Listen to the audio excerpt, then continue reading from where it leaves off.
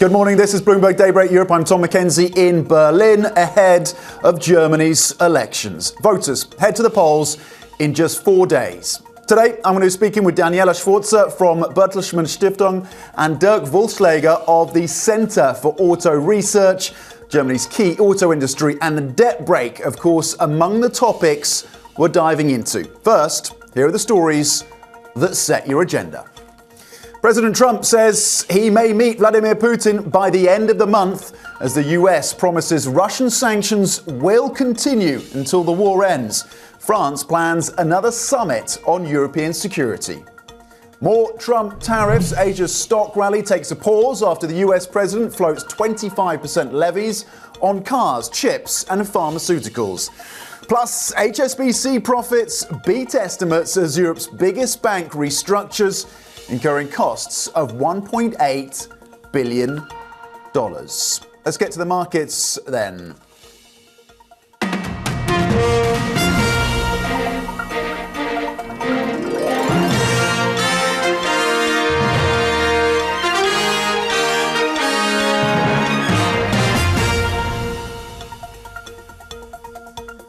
Let's check in on the markets then. So President Trump rekindling the tariff threats, potentially coming in as soon as April 2nd. Consequential, of course, here in Germany for the auto sector that ships so many cars to the US markets. 25% is the number that Trump is putting out there. We'll see if that is, in fact, the number and to what extent that is actually implemented by the Trump administration. European futures currently then pointing lower by 0.1% after notching another fresh record yesterday. US stocks eking out gains of 0.2% yesterday.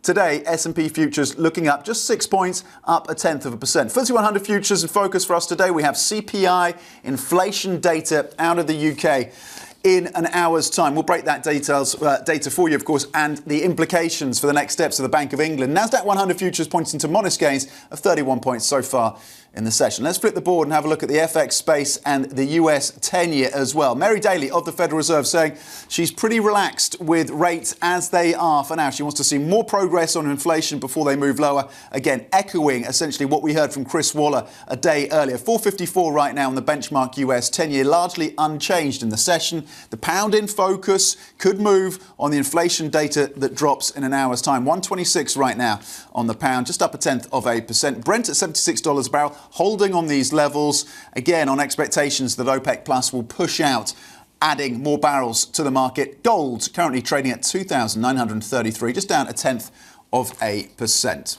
President Trump then says he will probably meet with Russia's Vladimir Putin by the end of the month. That's after the top US and Russian diplomats raised the possibility of broader cooperation following a meeting in Saudi Arabia. Marco Rubio and Sergei Lavrov promised to have high-level teams work on a Ukraine truce that is acceptable to all sides. Rubio has since said that sanctions on Russia will stay in place until a peace deal is reached.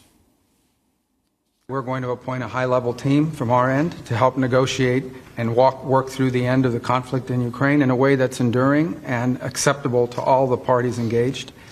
The third point is to begin to work at a high level as well to begin to discuss and think about and examine both the geopolitical and economic cooperation that could result from an end to the conflict in Ukraine. Okay, joining us for more is Bloomberg's Greg Sullivan, who's been following these talks very closely for us. Greg, did the talks make any progress? What was the outcome of this meeting between Rubio and Sergei Lavrov?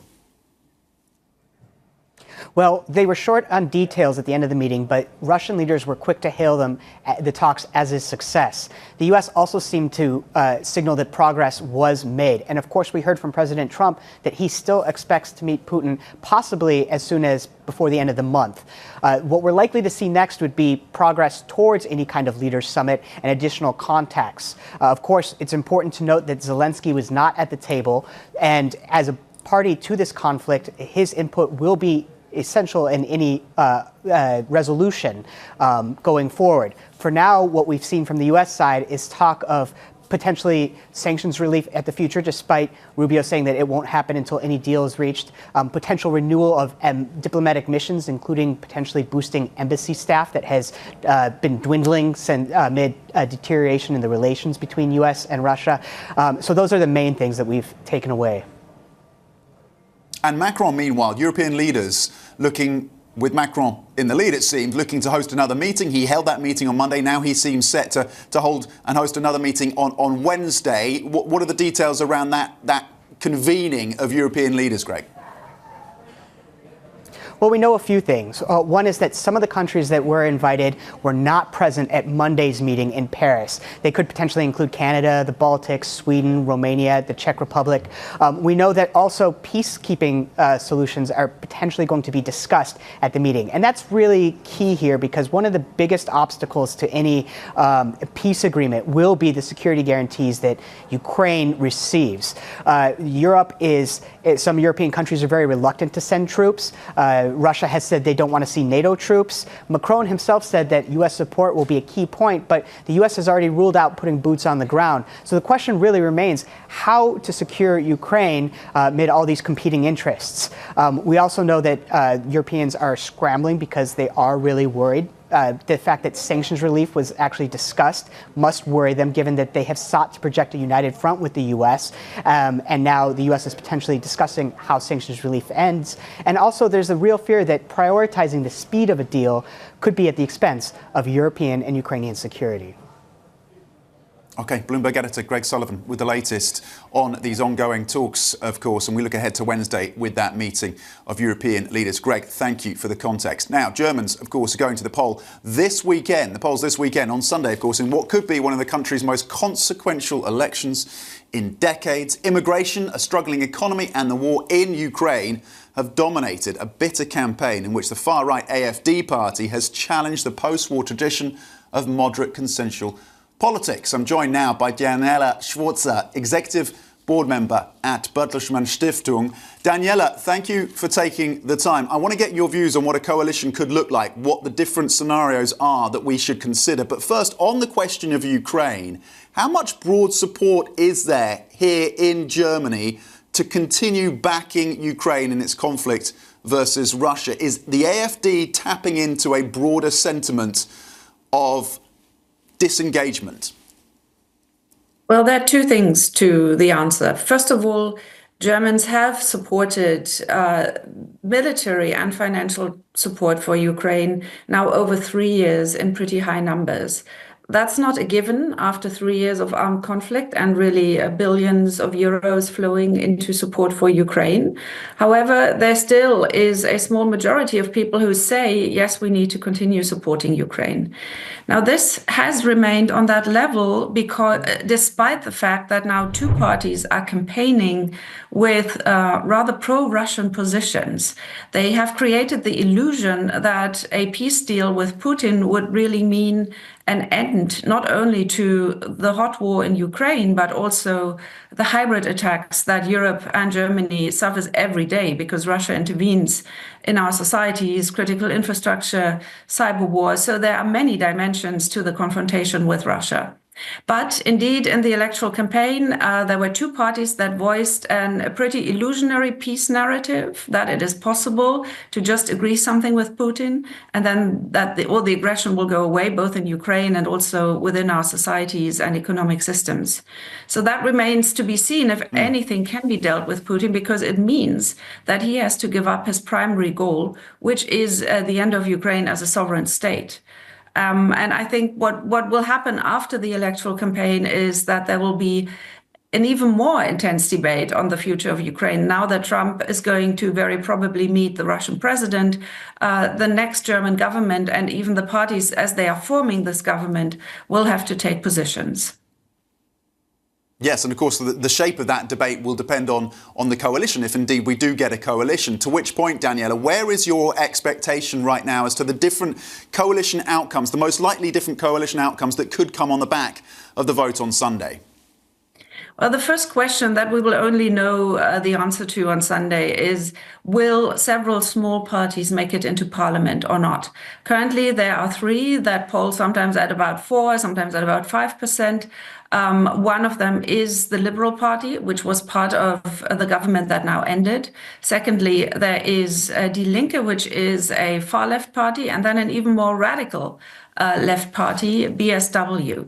And depending on whether one, two, or all three of them make it over the 5% threshold, that will determine how many parties will actually form the government. I would say if one of them gets in, there might be a chance, but it's not a given, that two parties can form the next government. That could be the Christian Democrats, led by Friedrich Merz, and the Social Democrats, led by Olaf Scholz, who is candidate to his own succession, though he has already said if he's not going to be chancellor, then he would step down and it would be someone else leading the negotiations for the Social Democrats. But we might well end up in a situation where government formation is much more difficult and there needs to be more parties. A compromise may be difficult to be struck, so we could face several weeks, if not months, of coalition negotiations, which would mean that the current government stays in that role as an acting government. Potentially weeks, potentially months of coalition negotiations. Given what some are characterising as an existential moment right now for Europe and its partners, the potential ending of the transatlantic alliance, as some has characterised it, what are the conversations? How close are we to seeing a government in Germany that will accept a change to the rules around the debt brake to allow more spending on defence? It is very likely that we will see some kind of change on the position of public spending. There are several dimensions. One is obviously the debt brake in the constitution, which requires 2/3 of a majority in parliament and also in the second chamber where the regions are represented. That may be difficult to achieve, but there's also the possibility, if we really move forward with the United States withdrawing from European security guarantees and thus an unstable situation on this continent, then there's the possibility to call an emergency and to put into place extra budgets outside of the federal budget, which would help the government jump over the strict rules that the debt brake has installed in our constitution. And thirdly, there's the question of reforming European rules. The Stability and Growth Pact is supposed to be reformed to allow defense spending to be excluded from structural deficit calculations. And I do believe that now all moderate parties in Germany realize that the burden within NATO has to shift, even if the US doesn't withdraw fully, that we need to do more for our own defense and in support of Ukraine. And the question really will be how they will frame it and how they organize the majorities. But even Christian Democrats say that the current framework would restrict Germany's action so much that some solution will have to be found. Daniela, whether we characterise this as foreign interference or the US just airing its views, the Trump administration just airing its political preferences, the role that Elon Musk plays, of course, within the Trump administration and his very clear support for the AfD, he's been explicit on this. And then J.D. Vance, the vice president, of course, meeting with the leader of that far-right group, which, as you say, is currently polling second. What impact has that had more broadly on the body politic of Germany?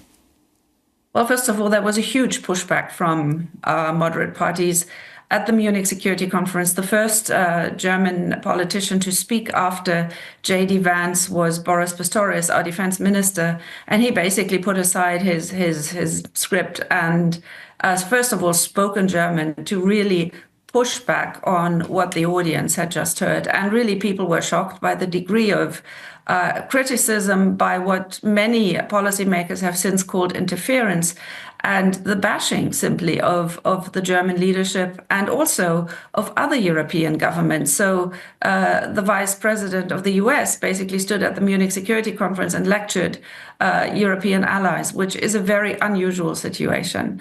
Repercussions right now cannot clearly be seen in opinion polling.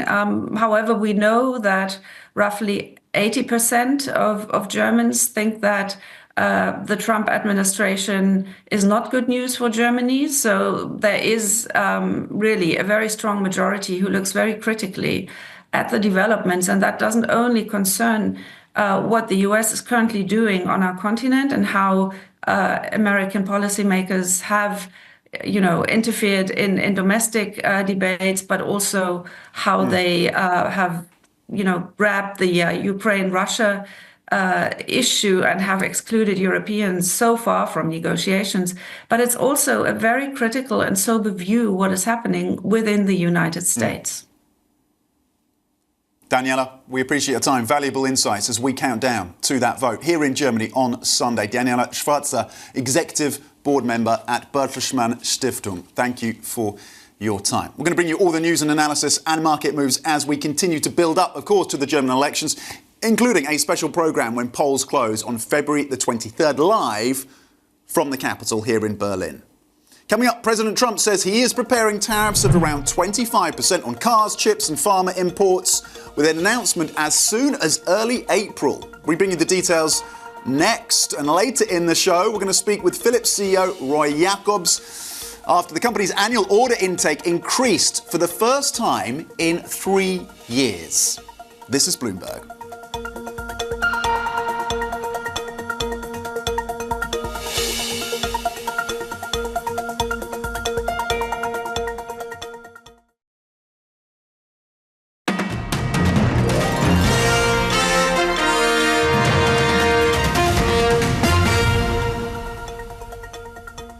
Welcome back. President Trump says he's preparing to impose tariffs on cars, chips and pharmaceutical imports of around 25%, probably, he says, in early April. Bloomberg senior editor Derek Wallbank joins us with the details.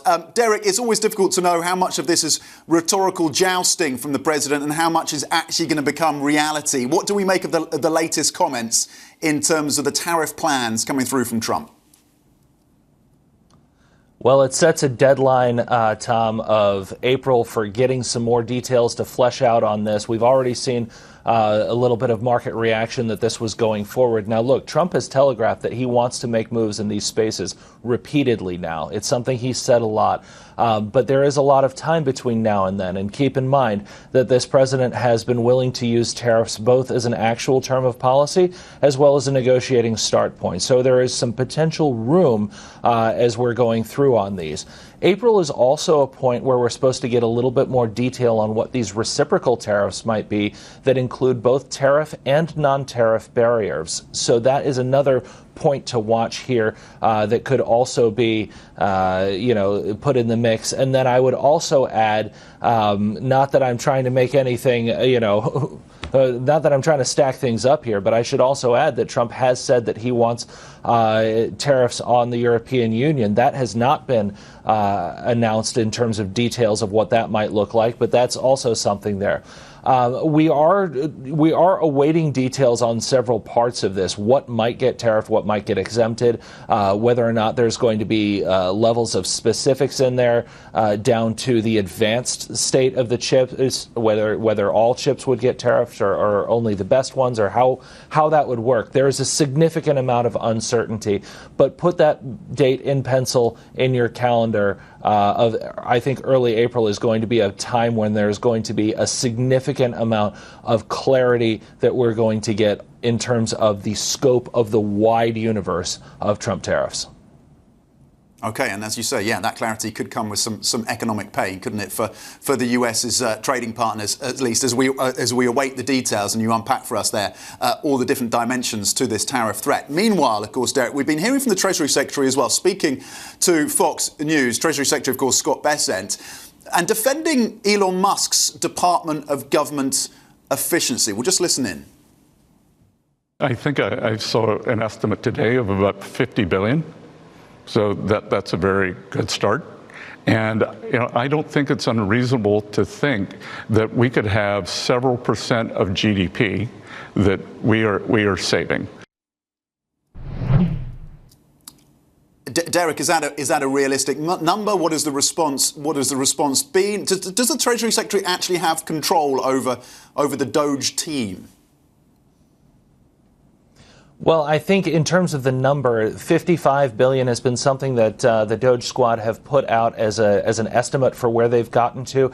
I haven't necessarily seen itemized cuts add up quite to that level yet. I do think that one of the things that you've got to look at here is there's been a significant amount of pushback in terms of what kind of data the DOGE team has been looking for. And Treasury's been one of those examples where they've been pushing for a sort of maximal amount of data that could be used for insert purpose here. It's not fully defined exactly how far-reaching that would go.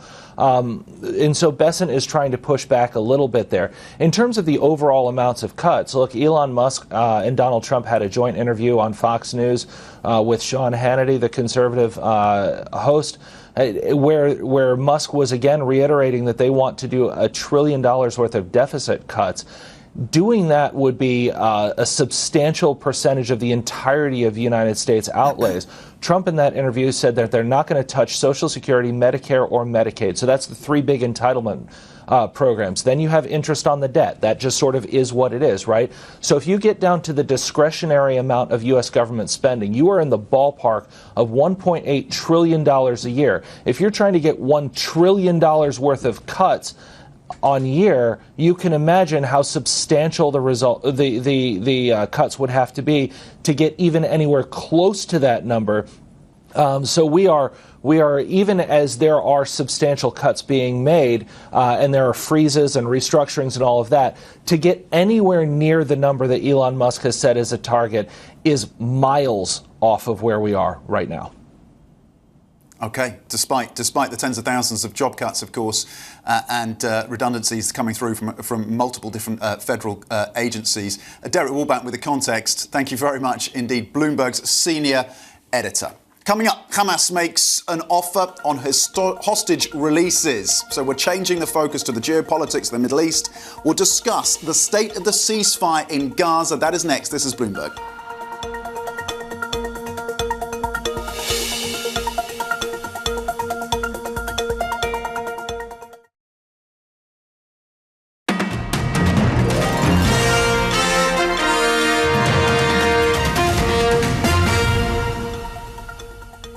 Welcome back. Hamas says it is ready to exchange its remaining Israeli hostages all at once during the second phase of the Gaza truce. Bloomberg's Dan Williams joins us now with the latest. Dan, is this a significant move in the direction of stage 2 in this ceasefire? How positive is this for the trajectory of that ceasefire? Well, on the face of it, it would appear that Hamas is simply restating what we already knew about the purpose of phase 2. What's unclear here is whether Hamas is now saying it could also return the bodies of slain hostages, dead hostages, as part of its proposed phase 2 arrangement, because as originally envisaged, we understand the recovery of bodies, some of which presumably are under the rubble of Gaza, would have to wait until phase 3. So if Hamas is not offering that, it appears unclear at this stage. What it would appear is that Hamas is simply recapitulating, reminding Israelis of what they have to gain from going into the phase 2 deals in terms of recovery of living hostages. It's worth remembering that over the last weeks, Hamas has been releasing some of those hostages. There is a really palpable sense of relief among the Israeli public at each release. Of course, each release comes with a release by Israel of a larger number of Palestinian security prisoners and detainees. So perhaps what Hamas is doing now is appealing to Israeli public opinion, trying to tip the balance in its favor and get Israel to enter those phase 2 talks while relinquishing Israel's long-term demand that any final arrangement in Gaza entail the end of Hamas rule there. Hamas has given no indication it intends to leave or disarm. Okay, Bloomberg's Dan Williams in Jerusalem with that important update. Thank you very much. There's plenty more coming up. Stay with us. We continue, of course, to keep an eye on the impacts and the build-up, of course, to the consequential elections here in Germany on Sunday with the analysis. Stay with us. This is Bloomberg.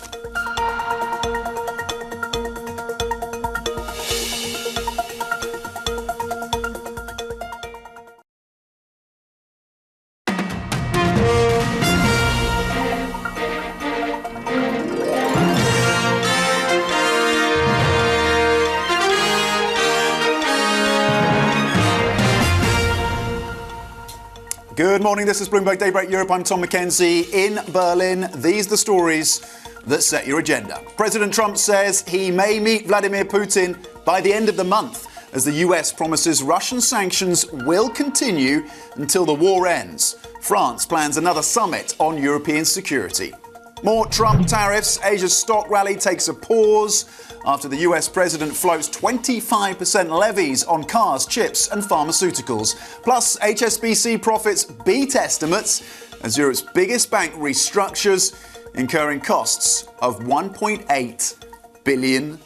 So yes, President Trump reviving the tariff threat April the 2nd, and 25% seems to be what he's targeting around chips, around autos and around the pharma space. So Asia a little bit more lackluster across the session there. The read across to Europe, currently futures flat, but that is in the context of fresh record highs for European stocks yesterday. FTSE 100 futures in focus as we await the CPI data, the inflation data, in a little under 30 minutes out of the UK. S&P futures pointing to modest gains of 0.1% after eking out upside of 0.2 yesterday. Nasdaq 100 futures pointing higher by 37 points. Let's flip the board and have a look cross-asset then. We've been hearing from Mary Daly. The Fed speakers continue, and there seems to be consensus that they are pretty comfortable with rates where they are until inflation moves markedly lower.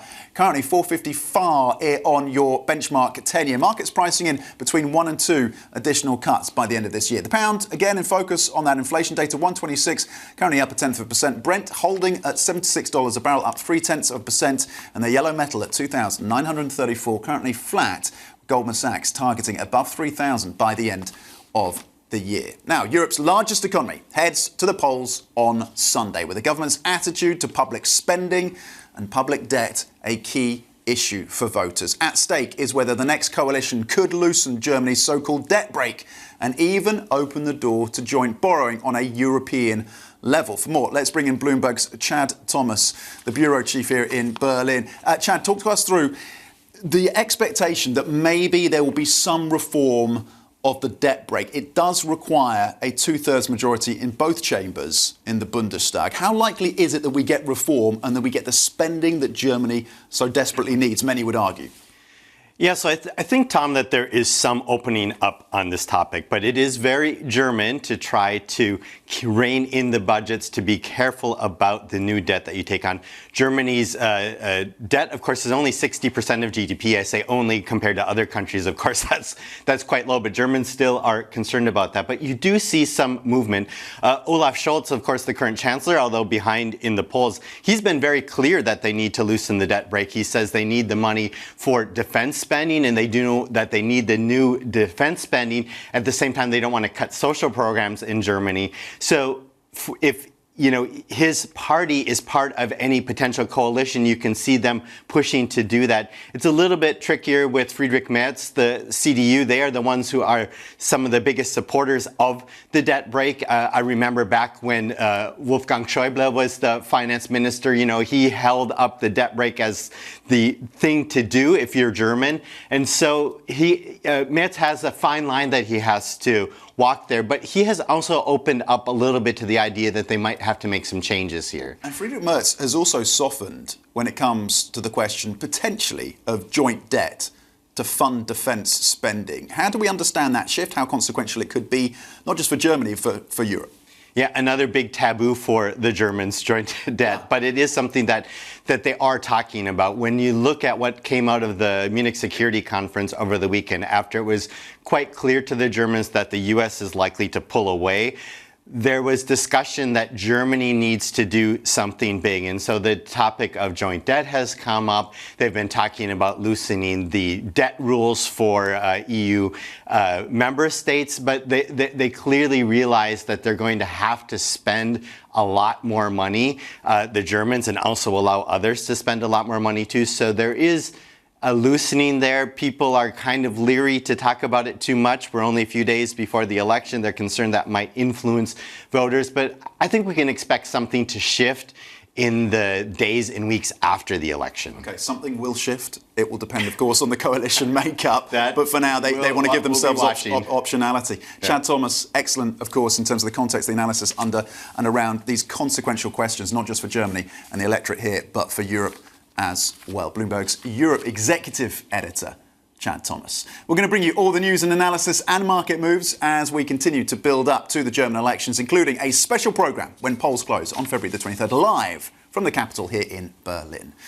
Now, as European leaders come to terms in terms of being sidelined in the US-Russia talks, and we saw that, of course, on Monday, fears over defence spending have taken root, as we've been discussing. Poland, Europe's largest spender on defence as a share of GDP, is keen to boost spending elsewhere in the continent. Bloomberg's Oliver Crook spoke to the country's finance minister.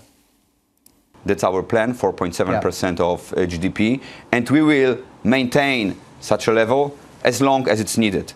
And as I said, security is our top priority.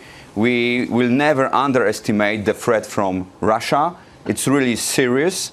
Although the Russian economy is not as strong as it's presented sometimes, we definitely need to invest in our equipment, in new weapons, and we will continue to do that as long as possible. It's also worth to mention that not only we have the highest spending in terms of GDP, but also within those spending, we have the highest share of funds that are really dedicated to buy and modernize military equipment. So we are doing a lot to strengthen our army, to make Poland secure, and frankly, by doing that, we are bringing more security to the whole Europe. And this is also why we want more of the European solidarity in terms of defense spending. Could you ever see that figure exceeding 5%, going potentially to 6-7% if it was required by Poland? I believe that this level of 5%, close to 5%, is of course it's a high number, and we see it. As I said a moment ago, I believe we will maintain it at this level as long as it's needed. Polish Finance Minister Andrzej Domanski speaking to Bloomberg's Oliver Crook. Now to the corporate space and earnings. Europe's largest bank, HSBC, has reported fourth quarter pre-tax profit of $2.3 billion, beating estimates. The bank says it will incur $1.8 billion in costs over the next 2 years as it embarks on a global restructuring programme. For more on this, I'm joined by Thomas Nodzel from Bloomberg Intelligence. Thomas, what did we learn about the restructuring at HSBC and the costs being incurred as a result of those changes? Yes, good morning. Well, yes, we are all expecting a revamp, and I believe that this 1.5 billion in cost savings and 1.8 cost to achieve, it is a little bit disappointing, can be disappointing for the market. I think market were expecting a little bit more from HSBC, given quite strong 2024 results. However, I think we are expecting more details. We'd like to have more transparency where the costs will be actually incurred, what business area will be affected, and what will be the run cost rate in the future to analyze better ROTE progress. The stock is up in Hong Kong about 0.1% so far in the session. We'll see how it plays out in the UK session at the open. Thomas, what is the market reaction likely to be, the analyst reaction and investor reaction to the details that have come through from these earnings? Look, Tom, we have seen HSBC's shares rally of around more than 30% since September last year when Georges took over the hand as a CEO. So I think I would say that most of this ROTE guidance, the cost-saving plans, it has been preempted by the market. Now the focus will be exactly to understand what will be the cost run rate, what will be the cost base, where the cost will take place, and what will be the impact on the revenue. Because at the end of the day, we would like to see better revenue generation from HSBC to prepare for eventual interest rate cuts in a year and a half or 2 years' time. OK, Thomas Nettle from Bloomberg Intelligence. On those HSBC earnings, the restructuring, of course, that has been substantial at that lender and the costs being incurred. We appreciate the analysis. Thank you. Coming up, we're going to speak with the Philips CEO, Roy Jakobs, after that company's fourth quarter results. That interview is next with the focus on the US and Chinese markets. This is Bloomberg.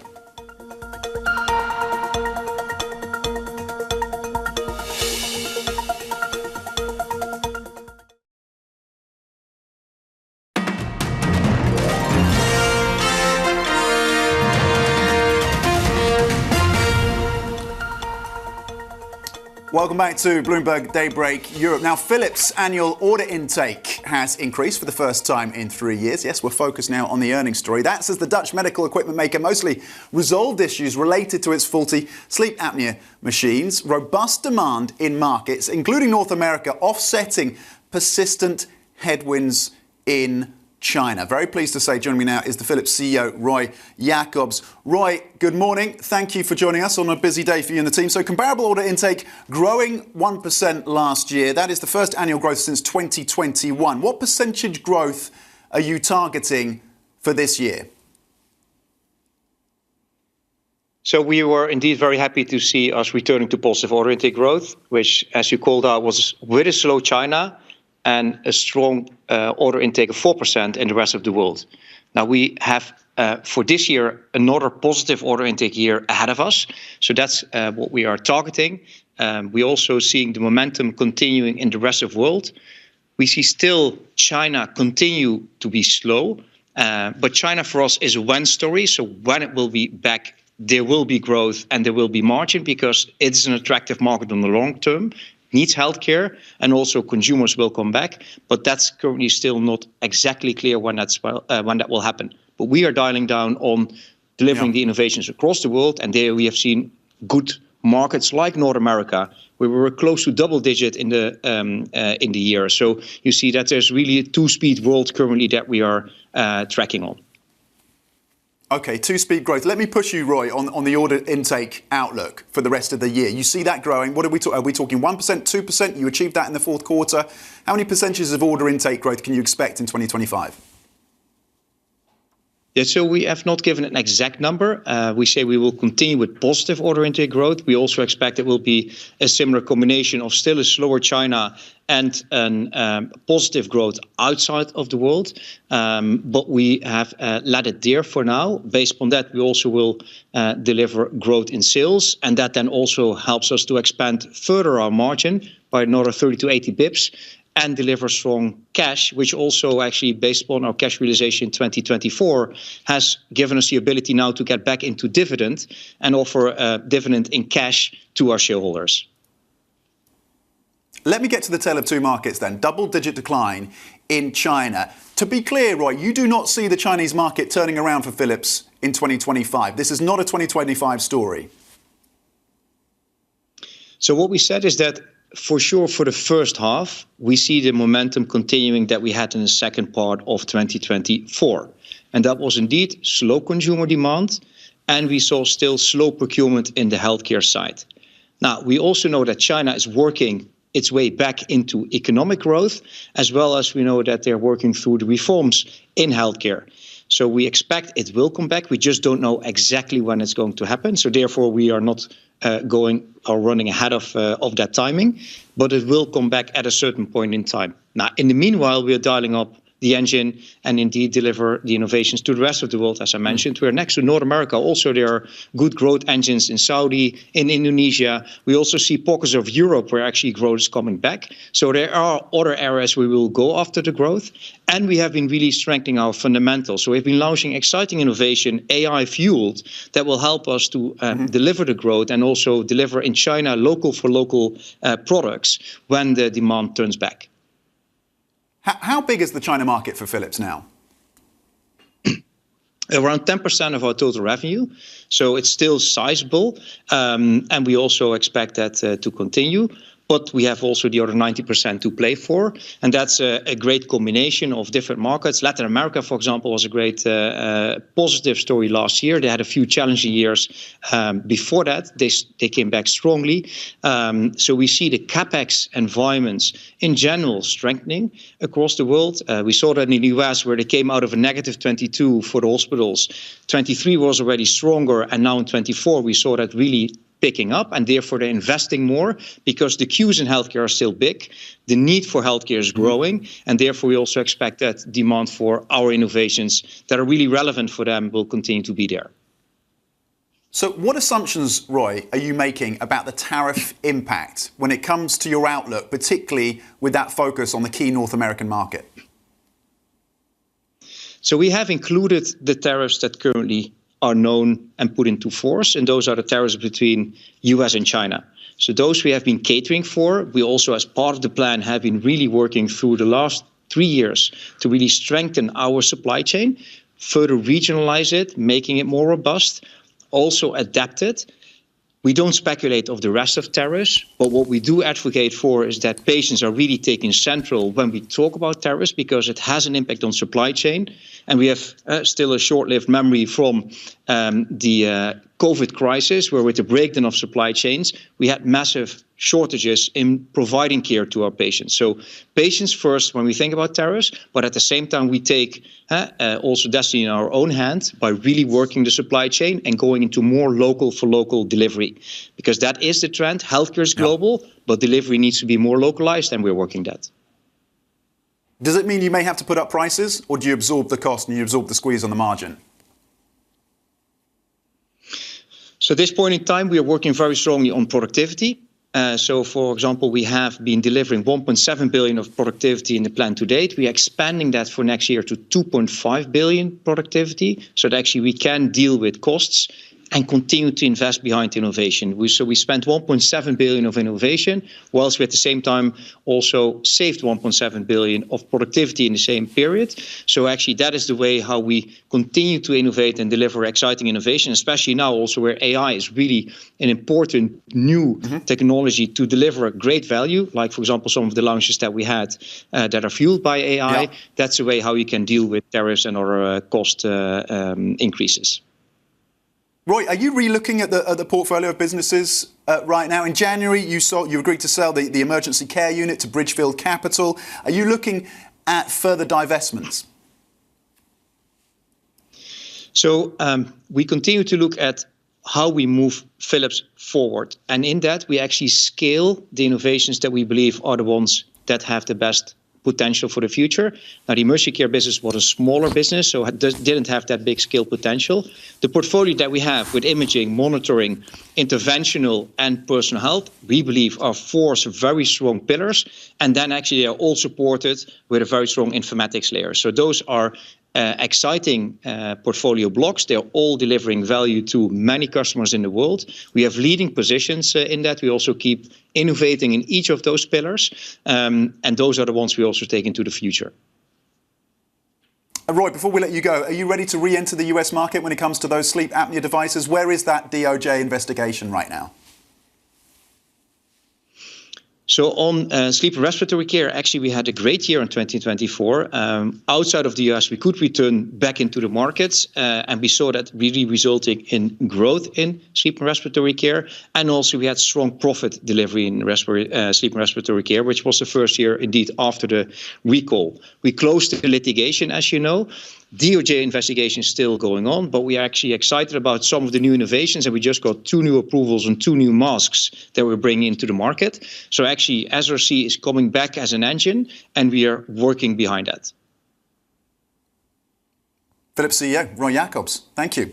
On the back of those earnings, order intake for Philips, comparable order intake growing for 1% last year for the first time since 2021. A tale of two markets, China underperforming, North America doing quite well. Now some other stories making the news. This Wednesday, Bloomberg has learned that BP is weighing a potential sale of its lubricants business. The oil majors unit, which operates under the Castrol brand, could be worth about $10 billion. A sale of the business is one of the many options BP is considering to win back investor confidence.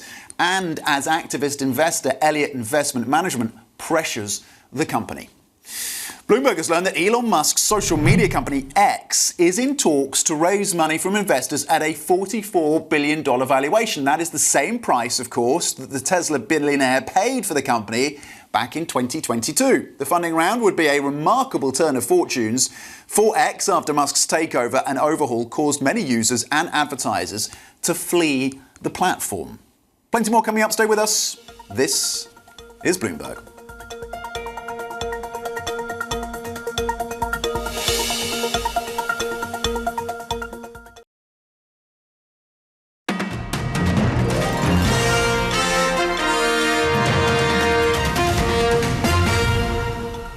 At this point, policy needs to remain restrictive until from my own vantage point, until I see that we are really continuing to make progress on inflation. At this point, policy's in a good place. We took 100 basis points off the rate last year. That recalibrated policy put it in line with the economy we have. And now we want to be, in my judgment, careful before we make the next adjustment.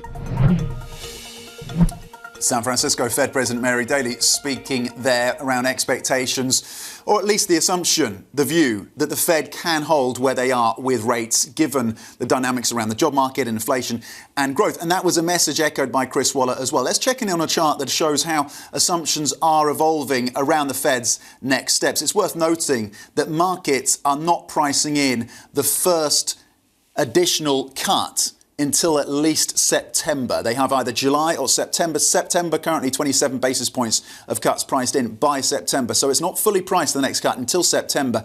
Markets are split as to whether or not you get one or two by the end of this year. And this chart showing just how the expectations around Fed pricing and the next Fed's moves have evolved, of course, over recent months. Chris Waller saying he's comfortable keeping rates on hold as well, but he does expect to see inflation evolving, possibly as it did in 2024, in which case he is still open to additional cuts later this year. Let's flip the board and have a look at what the tariff situation is shaping up to be. President Trump reminding us that he is committed to tariffs in some shape or other, possibly by as soon as April the 2nd. Of course, that could have an impact on inflation. It could have an impact on where the Fed goes as well. In terms of the US auto imports by country, because he called out autos, 25% is what I want to see. He says this is the breakdown. By far the largest number of autos coming from Mexico, followed by South Korea, and that's why you've seen pressure on the Asian markets today. Japan, of course, in the mix, Canada, and then Germany, where I'm sitting today. But Mexico is top of the list in terms of the countries that sell into the US when it comes to autos. So let's flip the board and look at the company breakdown, because this is where Germany comes to the fore, and this is the angst for German policymakers, given the strength and the centre of the auto industry within the industrial base of Germany. 80%, that's VW, 80% in terms of its share of imports into the US as a proportion of sales. So VW, then you have Mercedes and BMW. So German automakers, along with their South Korean counterparts, very much in the mix. Let's flip the board and briefly check in on inflation out of the UK. That is the number that drops in a little under 4 minutes' time. Expectations on the headline basis year on year, you're going to see a tick up to 2.8%, though on a month-by-month basis, you should see a contraction. What that means for the Bank of England, Andrew Bailey's been talking down the inflation impacts. That data drops in a little under 4 minutes. We'll break it down for you, of course, consequential for where the BOE goes next. The opening trade is up next. Stay with us. This is Bloomberg.